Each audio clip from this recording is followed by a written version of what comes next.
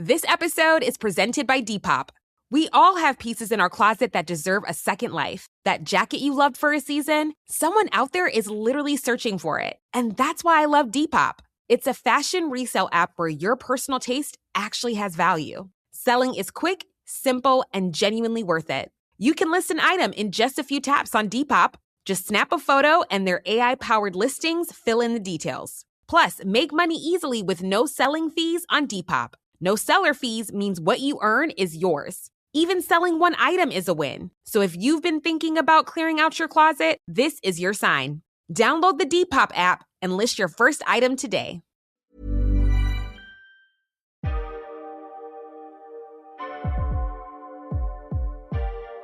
Welcome to Black and Gay Back in the Day. We're bringing to life the archive of images of Black LGBTQ+ life in Britain from the 1970s to the early noughties. Brown skin beauty, fair fine future. I'm Marc Thompson. I'm an activist and health promotion specialist, and I built this archive with the journalist and writer Jason Okundaye. Deep dark wisdom, patient human.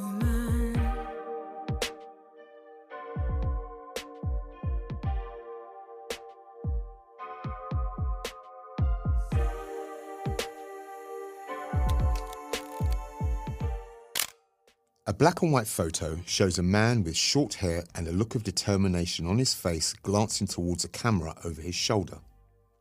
His leather jacket and flared jeans are a staple look for the 1970s. A keychain is clipped onto the belt loop of his jeans and tucked into his back pocket. The man, who we know to be Ted Brown, a gay liberation front activist and journalist, is straddling a bicycle. He has a copy of the paper he writes for clipped to the back of the bike. The image on the front page is difficult to make out, but in bold letters the words read, Gay News. Ted and the bike are on a quiet street. A few pedestrians are going about their lives behind him. It looks cold, and everyone is in a big coat.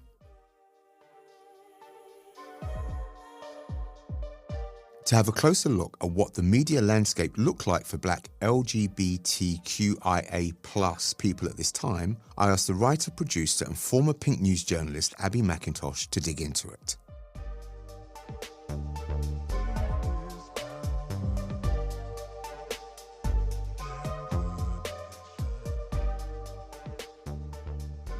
So I've got a picture of Ted here. He's got a really, really nice smile. He's got a really, really friendly face. And I really like his outfit. I love the cut of his jeans. And he's got his keys on a tool belt, which is still very much in fashion now. I've not actually heard of Gay News before. But I know the Bishopsgate Institute has lots of gay archives. So it might be a good place to go and see if I can find a copy of Gay News.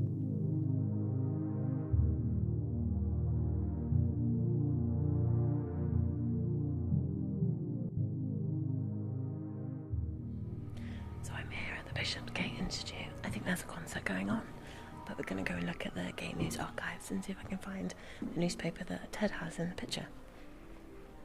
So we're just walking along the corridor and there's loads of posters and pictures documenting in various times the campaign for homosexual equality, and a poster for Switchboard, one for Stonewall, the UK Leather Archives. Oh, I think this must be the library.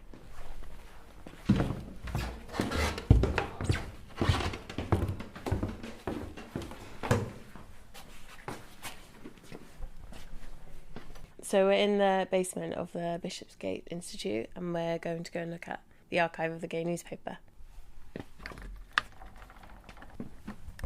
So there's loads and loads of big black bound A3 folders, starting with January of 1973. So let's start with the first one, which is January 1973.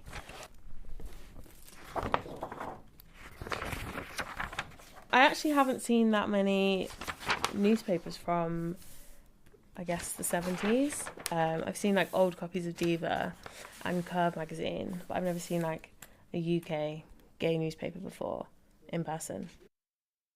pictures of men kissing. It's on the front cover. I wonder where you'd get a copy of this from, and how people, like straight people, what they thought looking at this. Oh my god! It's the pictures in relation to politics of kissing.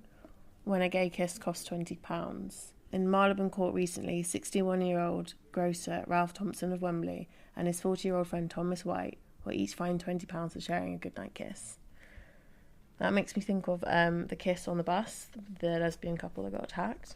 And actually, I don't ever do a goodnight kiss now because of that. I'd rather take the £20 fine, though, than homophobia.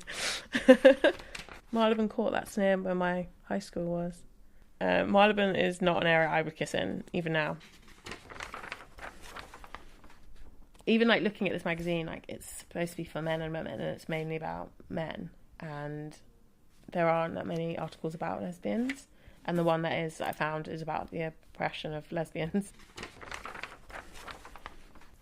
One thing I've noticed flicking through this is it is very white, and I wonder what Ted makes of that at the time. I think that unfortunately this is still the case in the media and in LGBT media. It's very white and very male. And if there's anything to do with lesbians or queer women, they are white women.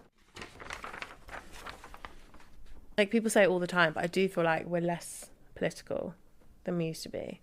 And I wonder why that is, or if Ted thinks there's a difference at all. So that would be really interesting.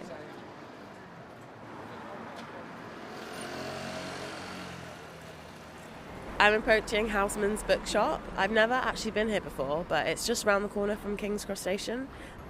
I'm really excited to meet Ted here at Houseman's, which holds so much queer history. It's so weird to see so many queer books in one place and not hidden in the back. There's lots of political and LGBTQ books here. Got the autobiography of Malcolm X. Queer London, a guide to the city's LGBTQ plus past and present. This I have read, and it has some of my favourite places in it. I feel like I could spend a few hours in here just going through everything. There's so much to look at. And then seeing when they go. Hey! Hi, hello. Nice to meet you. I've been Nice really to looking meet you forward to too. meeting you. We're in the basement of Houseman's, which is round the corner from King's Cross. You can hear trains going by, there's people walking around. Has it always been like this? Well, as far as I know, yes. In fact, it was even busier in those days because that was the beginning of many of the women's movements, the lesbian and gay movements, black civil rights movements were beginning to become active, and Houseman's was a centre for all that activity and was pivotal. So I've got a picture here that's of you. Oh, yeah. I was a writer on the first ever gay newspaper in Britain, Gay News. And that's me in Normand Place, I think it is, where Gay News was originally published. Do you remember that photo being taken? Yes, I did. I don't remember who took it, but and I think that was the first copy of Gay News ever published on the back of my bicycle. And I have two pictures there. I really like your outfit. Those jeans are great. Yes. I just would love to get a sense of what it was like to be a young gay person, knowing that being gay was illegal, like having sex. Because you were 19 or 20 when you joined? Yes, it was very scary. And luckily for me, because I was American and my mother had been involved in the civil rights movement in America and had been at the Great March on Washington when Martin Luther King gave his speech, I Have a Dream speech. I was feeling very sad and lonely. When I was 15, I told my mother that, Mum, I think I'm becoming homosexual. That's the only term that I knew in those days. I didn't know any other gay people, and I didn't know the term gay. But just by chance, she had actually been at one of the meetings where a man called Bayard Rustin had spoken and said in 1963, I think, that one day homosexual people would be fighting for their rights the same as black people were fighting for their rights. But when I told her, she cried on my shoulder and I cried on her shoulder, because she told me, you're going to have to spend your life dealing with both the racism and the hostility people have towards homosexuals. It's really nice to hear that your mum was so supportive of it at the time, because it was obviously, people think that black people are inherently homophobic, so it's nice to have like a positive story. I came out when I was maybe 17. I think I realised very young, and my mum actually read my diary and then spoke to me about it. It didn't actually go very well. She's quite religious, so that's why it's nice to hear your mum. Your mum's Jamaican. Yes. Yeah, my mum's Jamaican as well. Yeah. So it's nice to hear a positive story from a Jamaican parent. Yeah.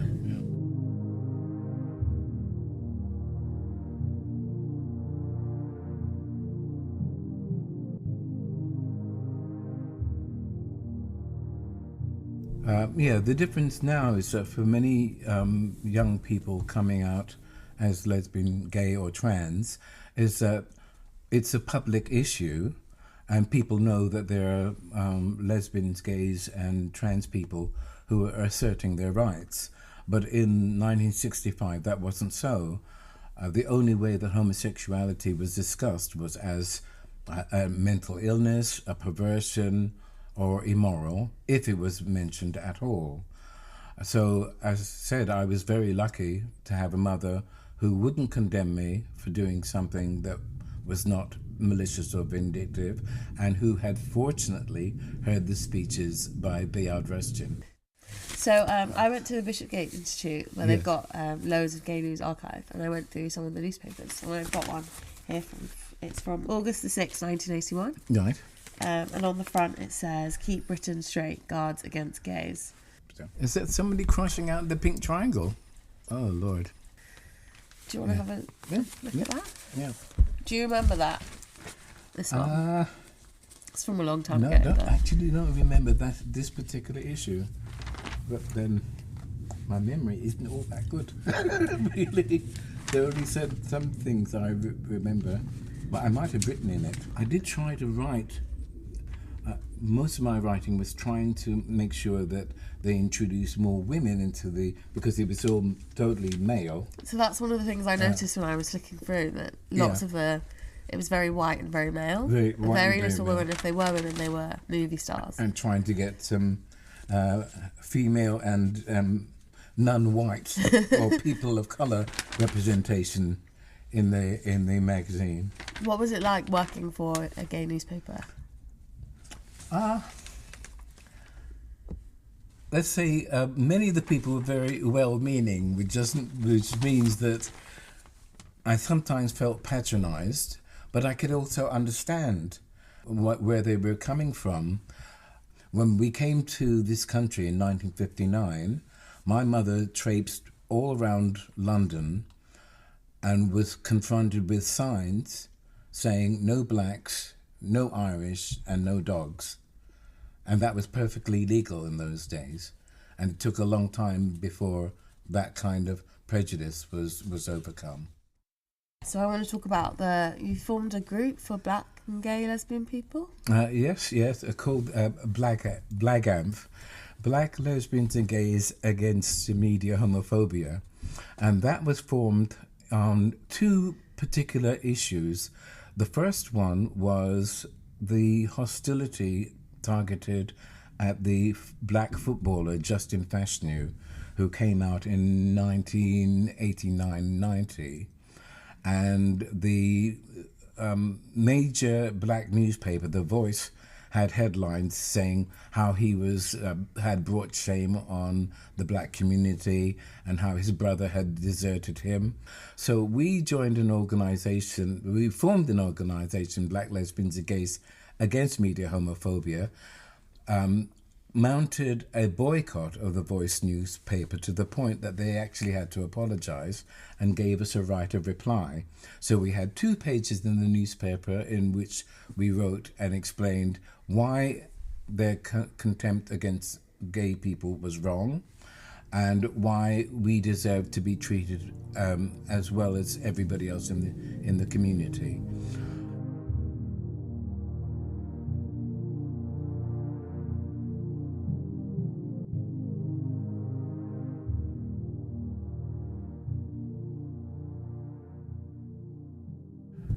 But we continued. There was a much more severe case, I think, a few years later, when an artist called Buju Banton released a song called Boom Bye Bye, in which they sang about encouraging people to kill lesbians and gays by shooting us with machine guns and burning tires around our necks. Now, Buju Banton was being touted as the biggest thing since Bob Marley, and he was due to appear on the Ed Sullivan Show in the United States. His record was being played on the BBC, but that was because they didn't understand the patois of the song. So me and my colleagues translated the song to the BBC, which stopped playing it. And he was supposed to appear at a festival called WOMAD. And when we explained the lyrics of Boom Bye Bye to the festival organisers, they told him that he could appear on the stage, but he shouldn't sing that song. And he refused. He said that he was going to sing that song, and so he was banned. I appeared on the programme The Word, where this was discussed, and Shabba Ranks answered, if you contradict the laws of God, you deserve crucifixion. Oh. There was turmoil in the studio, and I was seen saying, we're not going to put up with this kind of insults and threats anymore from artists like Buju Banton. He virtually lost his career as a result of us publicising the hostility and the hatred expressed in that record. What was your motivation or your driving force to be to take such a stand instead of just, I don't know, there's plenty of gay people who aren't activists. Well, it was a continuation of human rights. As I said, because my mother had been involved in the civil rights movement, I just felt that this was unfair.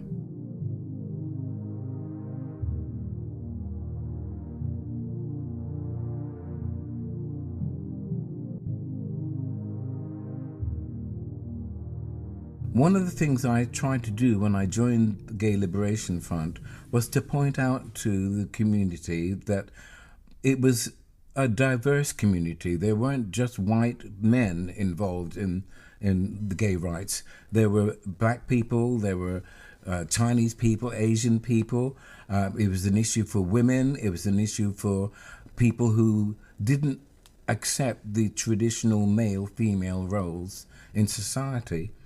One of the things that became prominent in the Gay Liberation Front movement at the beginning was the pink triangle. Now, the pink triangle was something that gay men had been forced to wear in the concentration camps by the Nazis before they were put in gas chambers along with Jews that were being killed. But the Gay Liberation Front adopted the pink triangle as a symbol of pride. I later had another badge designed which included the pink triangle but also black triangles and white triangles to try and imply and to assert the multiracial aspect of gay rights. And I have it here now to show you. It reminds me of the More Colour, More Pride flag. Now Yes. that has the brown stripe and the... How did you feel like wearing these badges? Oh, well, I was very, very proud about wearing it because the majority of people assumed that being lesbian or gay was something that we felt ashamed of. And it was a wonderful experience being on the first Pride March to know that we were amongst people, other lesbians and gays, who were going to fight for our rights and who were proud of who we were. Here's how to stay alive longer so you can enjoy Boost Mobile's unlimited plan with a price that never goes up. Do not mistake a wasp nest for a piñata. Stay alive and switch now at Boost Mobile. After 30 gigs, customers may experience slower speeds. Customers will pay $25 a month as long as they remain active on the Boost Mobile unlimited plan. This episode is presented by Depop.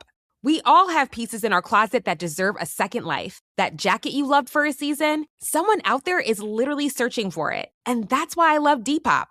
It's a fashion resale app where your personal taste actually has value. Selling is quick, simple, and genuinely worth it. You can list an item in just a few taps on Depop. Just snap a photo and their AI-powered listings fill in the details. Plus, make money easily with no selling fees on Depop. No seller fees means what you earn is yours. Even selling one item is a win. So if you've been thinking about clearing out your closet, this is your sign. Download the Depop app and list your first item today.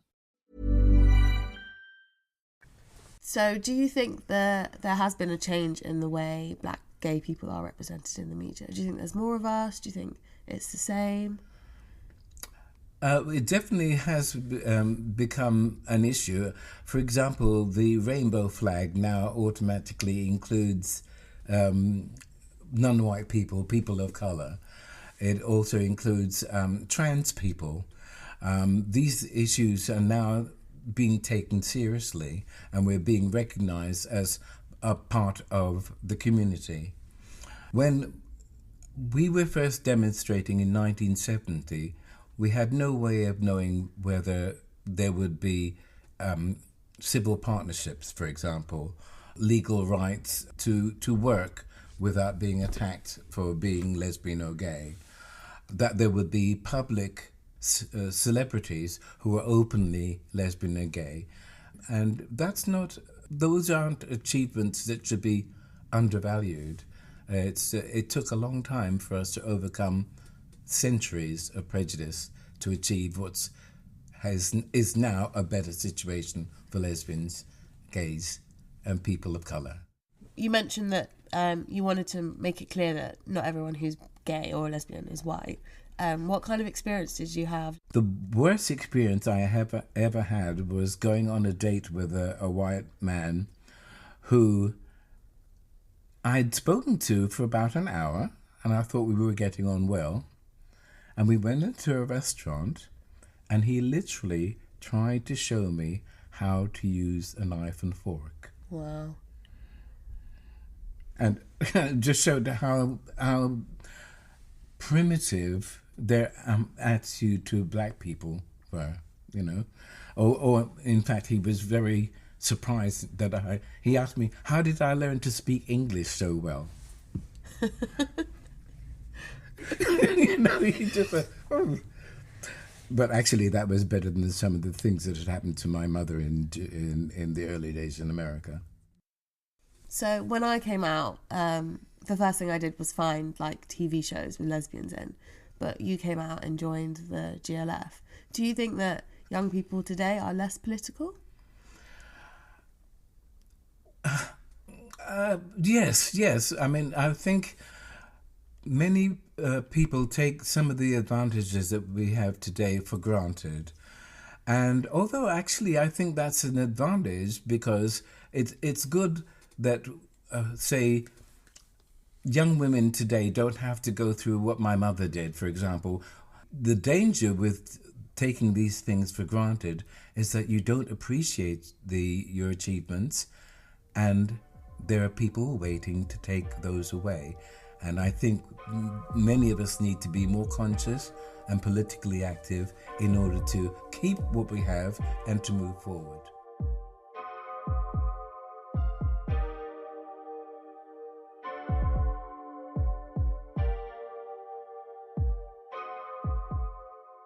Hey Abby, Hiya. how you doing? Yeah, good. Good. So I heard you went to see Uncle Ted. I did. Ted I Brown got to meet today. Ted. It was so nice. Yeah, how did it go? How was it? It was really good. It was really interesting to chat to him. I really cherish any time I get to speak to older LGBT people, particularly black ones. So you started off by reflecting on the picture from the account, which is Ted on his bike delivering gay news back in the early 70s. How was that to reflect on the picture with Ted there? Yeah, it was great. He's wearing really nice jeans. Yeah, it was a good starting point to talk about the work that he was doing at Gay News at the time and what became Gay Times. Were there any particular things from that part of the story around gay news and Ted's role in that surprised you, or was, completely out of the blue? I think one of the things he said that really stuck with me is how he was fighting to include more black people and women, particularly in gay news. That's one of the things I noticed when I went to Bishopsgate. I noticed that some newspapers didn't have any black people at all in them. And if there were, they were, I don't know, celebrities like Eartha Kitt. And it's a shame that is basically what I still think the media is like now. It's very white male focused. So, yeah. And did Ted talk to you about the challenges that he faced and how he overcame them to get that representation in the press? Yeah, he showed me his badges that he made with the pink triangle. And he has a triangle with black and white mini triangles inside, which really reminded me of the More Colour, More Pride flag. And it was really nice to see that he was fighting for that, but also sad that he's talking me through like some of the stuff that he went through and basically trying to I guess, humanise black people for gay people. Gay white people didn't really understand the struggle of being black and gay. And actually what I really enjoyed was talking to him about the black community embracing the gay community, particularly in Brixton, which I hadn't really heard many stories about. You always kind of hear that black people are really homophobic, so it was really nice to actually hear that he has really good stories of gay people and black people working together. And then also he talked to me about coming out to his mum, and she's Jamaican and my mum's Jamaican. And I didn't have a positive experience with my mum, but it was really nice to hear someone who is Jamaican have a really nice experience coming out. So yeah, I really, really liked to hear that. Why do you think it's important that we hear those stories which are positive about acceptance in our community? I think because there aren't that many black gay people like in the media that you can see. The stories that you hear of being black and gay are always negative. And certainly when I came out, from what I've heard from like the media about Jamaica, being gay there isn't okay. And I just thought that I'd have to pick a side. So it's so nice to have like a positive story about coming out, because I am black and I'm gay. So yeah, this is who I am. So it's nice to have stories that have that. So you said there about, picking a side or feeling like you have to pick a side. And I think many of us who are people of colour and we're queer, we're sometimes faced with that. Tell me a bit more about what that looks and that feels like, and then how you resolve that. Yeah, so I think, for example, with me coming out, you go to Soho and the places in Soho are white. There are no black spaces in Soho. So you think, okay, well, this is the music if I want to go gay clubbing, this is the music I have to listen to. And if I want to go, I felt when growing up that if I was going to a black club, or I was talking to Ted about Buju Banton and like murder music, that's the kind of music I heard at clubs. And realising the thing, when I actually thought about the lyrics that I heard when I realised that I was a lesbian, I was like, wow, like, this is the music that I think, these are the words that the black community or the Jamaican people, this is what they think of being gay. And I really struggled with, like, I love reggae, I love dancehall. I really struggled with having to maybe lose that part of my culture, like being around that kind of music with my family and like at hall parties. That's what it reminds me of. And obviously now, like, black people are more visible as gay people, and there are black spaces where they play dancehall and reggae. And it's so nice that I didn't have to like lose that part of me to be a lesbian. Let's just unpick that a little bit about the bashment, dancehall, murder music thing, because I remember when Ted and a number of other black queer people were fighting against that and pushing for a ban on the music, there was some conflict in our community about that. Some people are like, I love this music and the lyrics they don't really hurt me. I just want to dance and enjoy myself. Today, when we've got spaces like Queer Bruck and places which celebrate dancehall and bashment culture, do you think that music has a place today? Can we enjoy it, or should it be wiped out and put aside like Ted was fighting for? I think I can get where, obviously, Buju Banton coming on the BBC and saying that is one thing. And I can understand, like, that is not okay. But I think going to Queer Bruck and being around other black people who have grown up with music that sounds like that, I think it's really nice to be in a space where you can reclaim that. And obviously I prefer not to listen to music with that kind of lyrics, but the sound reminds me of growing up. It reminds me of all the people I love the most, my family, my grandparents, being in Jamaica. And it's nice to have a space to listen to that in a safe way, knowing that the people who are singing the lyrics around me don't actually believe that. One of the things me and Ted did discuss is the lack of black women in the media and in spaces. And I do think that is still an issue today. I think that queer black women are missing from a lot of conversations, or there's that movie that Ted was talking about, Boys in the Band, there isn't a lesbian version of that. And when there are lesbian stories, they're often white and American focused. I think you're right. I mean, I think that does continue because we see women excluded from media across the board. I think there are some really high profile black queer women, you know, who have made a huge change, you know, and are really present. You know, our Lady Phils and our Monroe Bergdorfs are really, really out there. I'm just really keen that we continue to develop the next generation to enable them to flourish.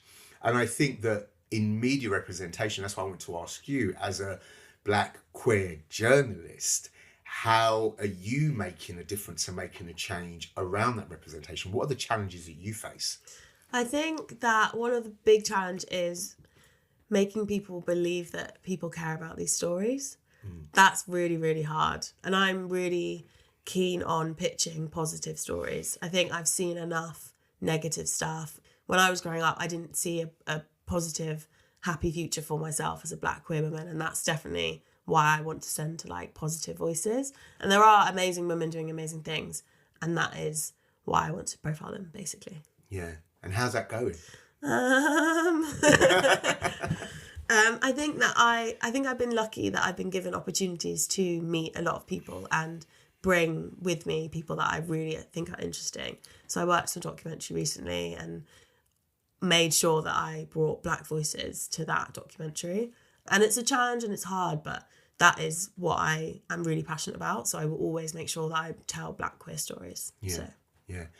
And Ted was, as I've said, was also quite heavily involved in the Lesbians and Gays Against Media Homophobia, and was tackling and challenging the Voice newspaper. What were your reflections on Britain's only black newspaper being so virulently homophobic at the time? I actually only found out about that story a few years ago. And The Voice is a newspaper that I grew up with in my house. My mum reads it, my dad reads it, loads of my family read it. And I find it really disappointing that the only black newspaper, the biggest black newspaper in the UK, would have such a horrible viewpoint on being gay, and such a vocal viewpoint, and having holding such a big position, being circulated across the UK and being read by so many black people. I'm really disappointed in that, but I think The Voice since has changed quite a lot. They do tell a lot more stories, they have a lot more women on the team, and I've read like loads of really positive things from The Voice. So yeah, I mean, they featured me last year talking about black gay love. So I mean, I couldn't believe that. That's a huge leap. So Abby, tell me, after speaking to Ted, how was that impacted what you might do in your work in the media in the future? I think it's just given me more of a reason to use my voice more. I think there are definitely more ways that I can be more vocal about my experience. And it doesn't necessarily have to be the loudest voice in the room, but anything I do, I think I know I'm going to try and put black queer women at the front of it. And it's just, Ted, his work was done so long ago, and some of the issues that he's facing, I'm still facing now. But that doesn't mean that it's not important to try and fight those things anyway. Every new generation thinks that they're the first to do stuff. And I think making sure that we know our history is really important. And I would love to make sure that people know like what the work of like Ted and what you've done. I mean, I was always going to say there's no need to reinvent the wheel. You just need to put new spokes and pop up the tyres. Exactly. Brown skin beauty, fair fine future. I've been your host, Marc Thompson. The reporter in this episode was Abby McIntosh. You can find the picture we've discussed in today's episode and all the images talked about throughout this podcast on Instagram at Black and Gay Back in the Day. And drop us a message if you have something you want to submit to the archive. A link will be available in the show notes. Coming up next week on Black and Gay Back in the Day.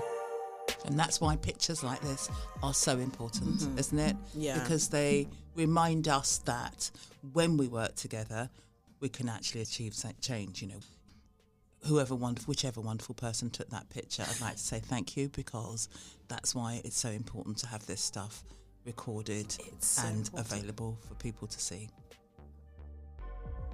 Black and Gay Back in the Day is an Aunt Nell production based on the archive created by myself and Jason Okundaye. It is produced by Shivani Dave and Tash Walker, and the assistant producer is Abby McIntosh. Mixing was by Adam Smith, and the music was composed and performed by Amaru. Artwork was by Kemi Oluyede. The executive producers were myself and the Aunt Nell team. Thanks to Content is Queen, The Glass House, the Audio Content Fund, Gadio, the Bishopsgate Institute, and all of our contributors. A special thank you to all of those past and present who fought for Black queer liberation.